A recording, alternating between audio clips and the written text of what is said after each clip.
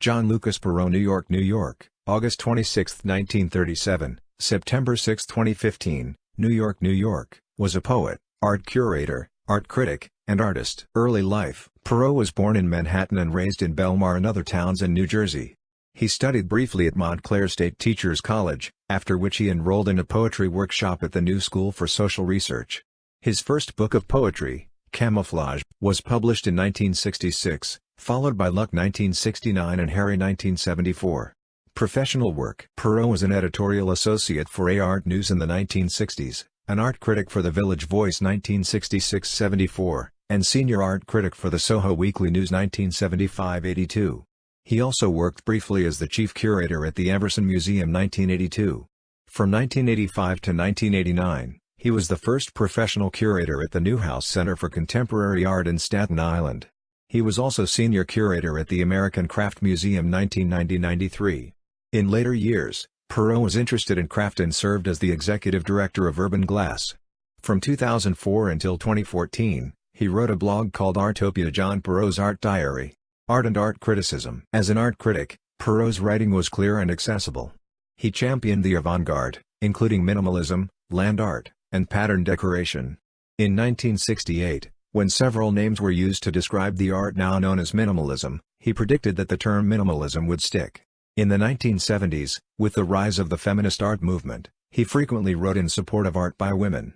In 1974, for example, he praised Sylvia Slay's recent nudes, calling them as daring as ever, perhaps even a little bit more daring, and noting that she was always willing to challenge herself and her viewers. The following year, he responded positively to Shirley Gorelick's paintings of African American sitters. In his review of a group show at Soho 20 called Showing Off 1975, Perreault characterized Sharon Y. Brince's self-portrait as Superwoman Woman as Culture Hero 1975 as more than slightly tongue-in-cheek. But it demonstrates that women artists have egos too, sometimes just as big as any man's. And why shouldn't they? At times, Perreault served as a subject for artists, including Alice Neel, whose John Perreault 1972 is now in the Whitney Museum of American Art. The two met when Perreault was working for Art News, but the portrait was painted for the Male Nude 1973, an exhibition that Perreault curated at the School of Visual Arts.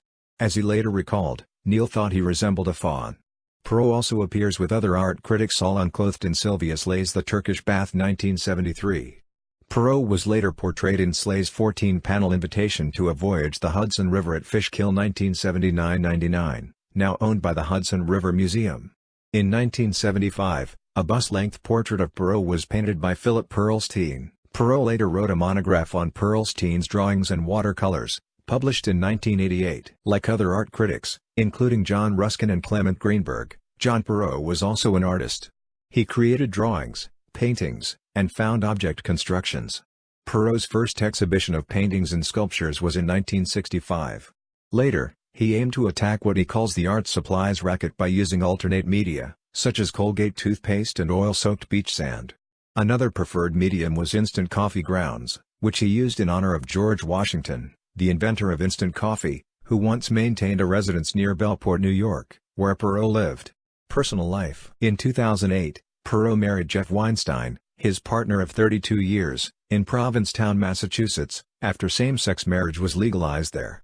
Weinstein, who began as a restaurant critic, has held positions as an arts editor at the Soho Weekly News 1977-79, editor of visual arts and architecture criticism at the Village Voice 1981-95, fine arts editor at the Philadelphia Inquirer 1997-2006, and editor of arts and culture at Bloomberg News 2006-07. Death. Perreault died in 2015, aged 78, from complications following gastrointestinal surgery.